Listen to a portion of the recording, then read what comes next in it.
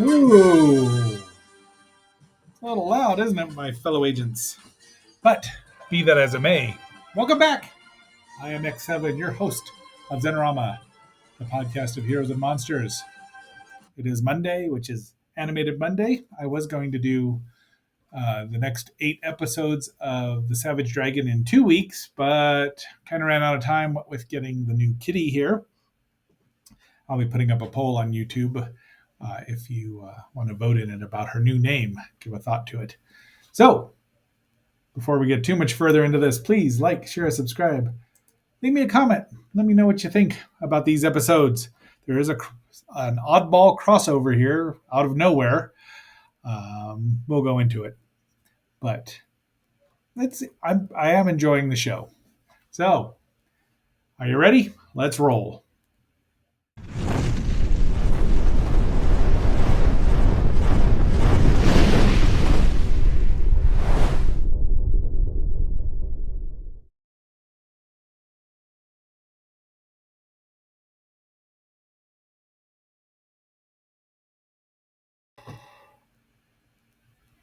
Okay, so our first episode is Barbarism. And as you can tell, it's involving teenage Barbaric.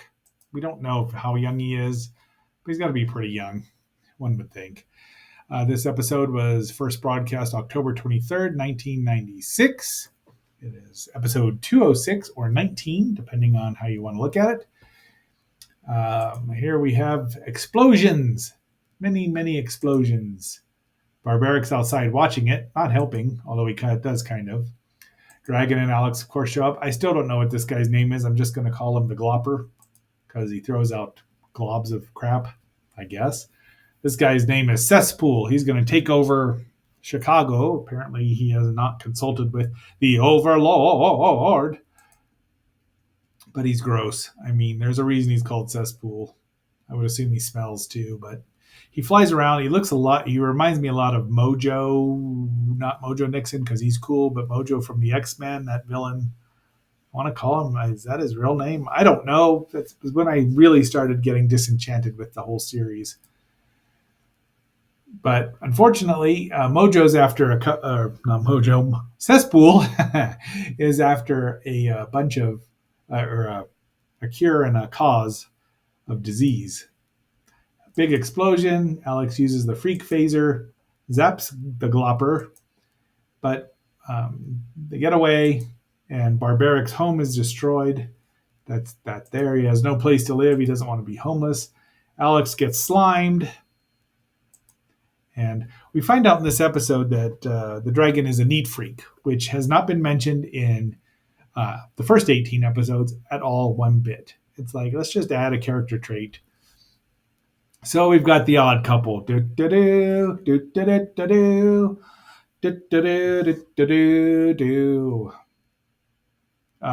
Anybody from a certain vintage will recognize that, even with my off key caterwauling.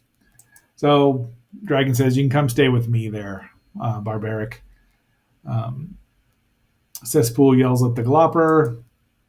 He's straightening up everything. He's like Hank Hill all of a sudden. And of course, there's Barbaric in his, I don't know where he's sleeping. He's gigantic. Where do they find clothes and underwear to fit them? So somebody's got a burgeoning. He said he tried to vacuum up everything. This is a boy. And Cesspool calls his other guys to show up. They're called the body functions, which is clever, all things considered. It's kind of gross, but clever, because look at he's oozing out of, can't say I like it. Dragon, a morose dragon is bummed about, and he gives Barbaric, he says, clean it up before I get back.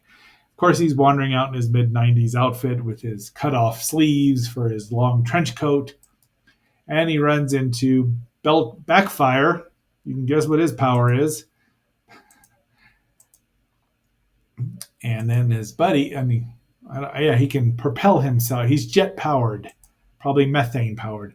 And that's his buddy Belcher. And you can guess what he's self-titled right there. So, see, there's the cause and the cure of the virus. But Dragon and Alex show up. They're a little Alex is a little off model there, but he, the Glopper gets Glop on whole cesspool. Alex saves part of the cause or the cure. I think it's the cure. No, actually, that's the cause. She's got the, and then cesspool has the cure. He tells them what's going on, and they need one to save the other, to save everybody. Because that's how they get the antibodies, which is sound science. He yells at his minions. Pardon me, nice men. They do the old let's use a green water to trick him. And Nice Man says, "No villain worth his salt will fall for this." Well, guess who falls for it? There they go. Like that's gonna hide his power. And Cesspool smells it and he knows, hey, this is just water. So off they go. Looks like Barbaric's cleaned up everything. He's performed a neatness at Dragon's lair. The Dragon lair. See what I did there? But then Dragon opens up the closet and somehow he turns into Fibber McGee. Look it up. It's a funny thing. It's a running joke about Fibber McGee and Molly and their closet. And then everybody attacks. So Alex is there, Belcher, and Barbaric helps out with the Glopper. And they actually do the whole thing where they try to get Dragon at the same time, and he ducks, and they blast each other, and of course destroy the building. Unfortunately, Cesspool gets what he wants, and he's growing huge. But they put in all the old moldy yeast that Barbaric had from the pizza crusts he didn't eat. A good pizza crust is worth its weight in gold if it's good, like breadsticks. And then they watch in horror as Cesspool grows and grows, but then he disintegrates because I guess he disintegrates, but the cure works. And everyone's safe, even though they all get slimed. Now the dragon has no place to stay, so do do do do do do do do do do do. And had I thought of this earlier, I would have that music, the intro, queued up, but I did not. And that's probably an homage there, Room 21. I don't know, but it could be. All right, Ceasefire is our next episode from October 30th, 1996.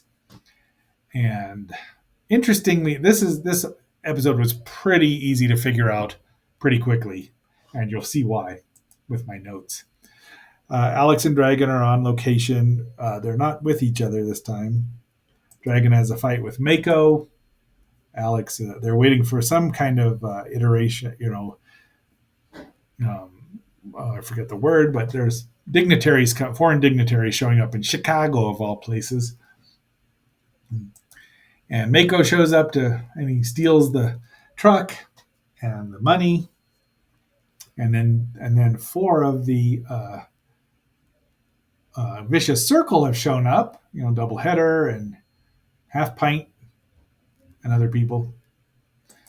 And while they're fighting, Mako gets the better of Dragon and steals his car and steals the truck and the money. And he grabs commandeers a motorcycle and heads out to the airport. But what's this? Sky Low is there with and presenting gifts to the foreign dignitaries. And Dragon's like, I don't buy this. And Alex says, we got to talk. But nobody's really sure about this. Then they show up. Mako's returning the money with interest. What's going on here? They're a new part of a society of super freaks that are trying to reform themselves. And they're still not buying it. And he tells them we're the overlord. Oh, it is. And they're like, ladies and gentlemen, can you say trap? But off they go, and they find the overlord there, who was not expecting them. It's not an ambush. So they have this battle. He throws Alex there. Have a little moment here. But they're like, what's going on? So they go to visit the freaks. And here is their boss, their superintendent. No, the leader of the group, Miles Legion. Now, if he says his name, anyone says their name is Legion, you know that that's asking for trouble. So right now, you know who the villain is. If you don't know if you haven't figured out why the villains are all acting weird, they all left the Overlord with no explanation, no explanation, and being nice. So what come on, you know what's going on. How did these people not figure it out?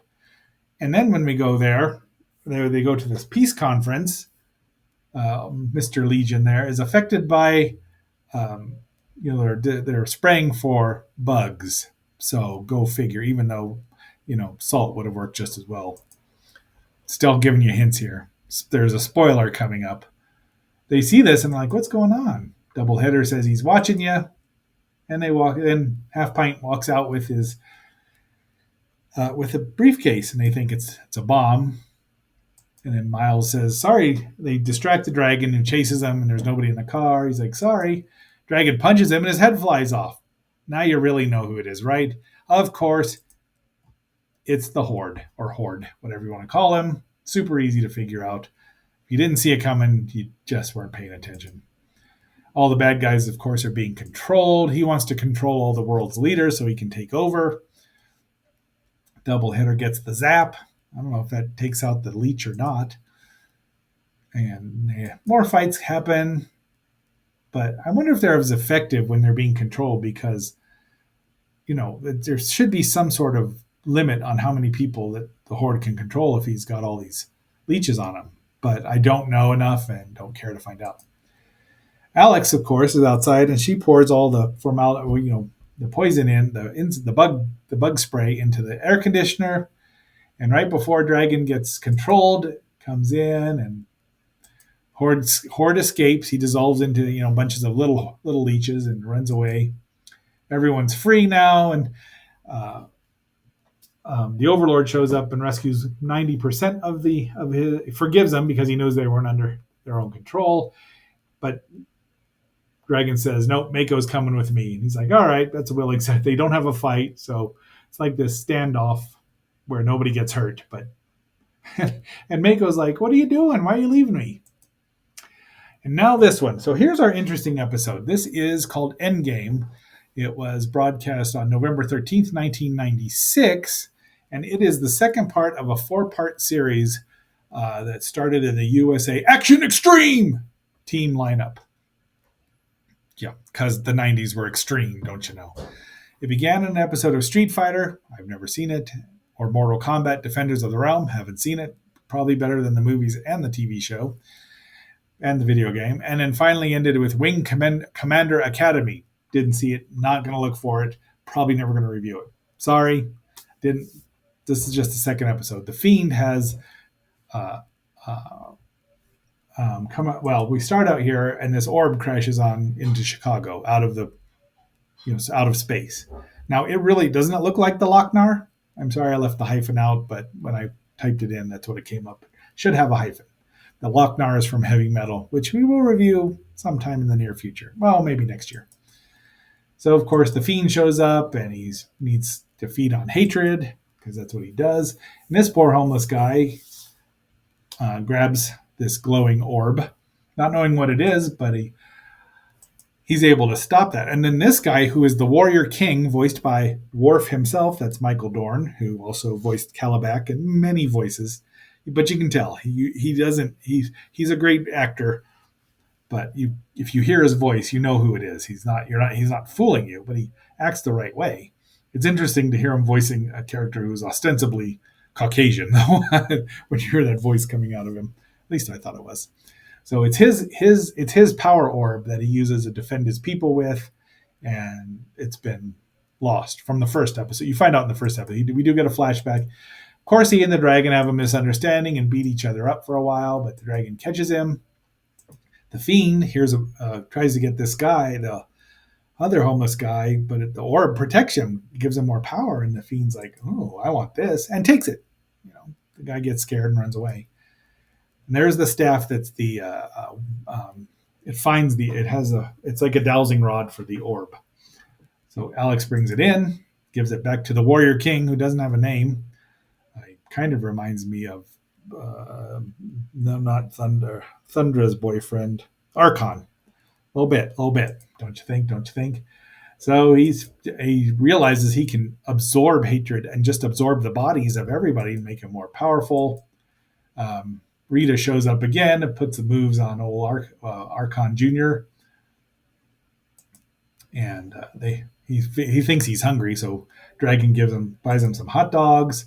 The Fiend shows up at a street fair and just wrecks it, and realizes, the more hatred he grabs, the more power he gets, the bigger he gets. He drops the Dragon from, I don't know, 30 stories or something. Down he goes. Fortunately, Archon Jr. can fly, saves him. They're all happy. And now they got to figure, they're at Blackgate prison. No, it's a different prison, Bond prison or something.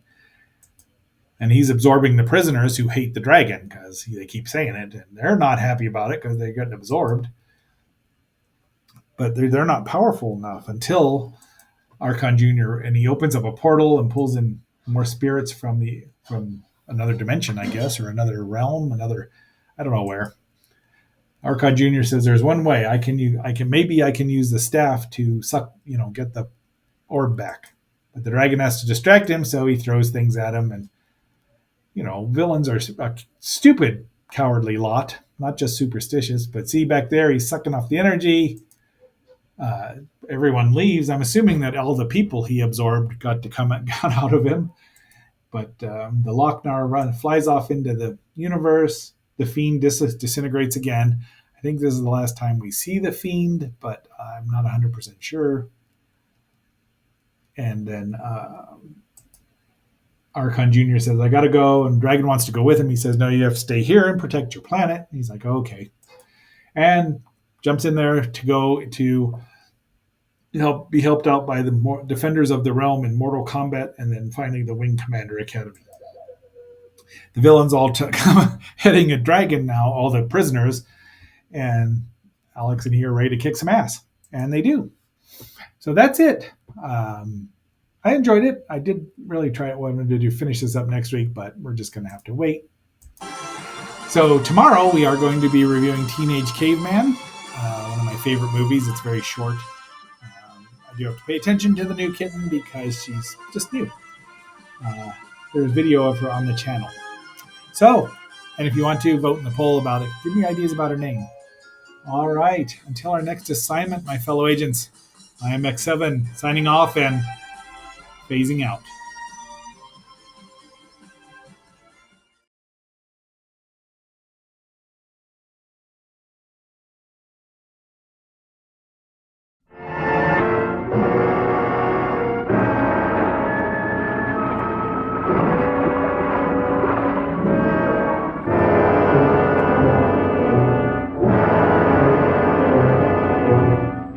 Men gathered, all the fools. Why do we hunt in a place where there are only a few dead trees and a few animals to give to the fire, when there's plenty there? There are shadows there, deep and cold, and dirt that eats men. And animals far more terrible than any you've seen. What lies beyond? Just as modern man reaches into outer space, primitive man searches beyond his horizons, finding new and terrifying creatures in his prehistoric world. Massive beasts, his simple weapons only anger. Killer dogs he had not yet learned to tame.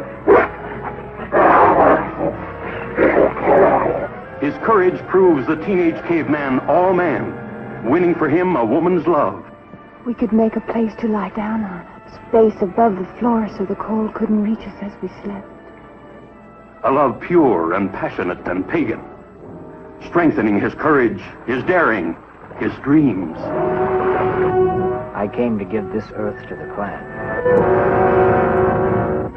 See the awe-inspiring beasts in a teenage caveman's world. See reptilian monsters locked into the death battle.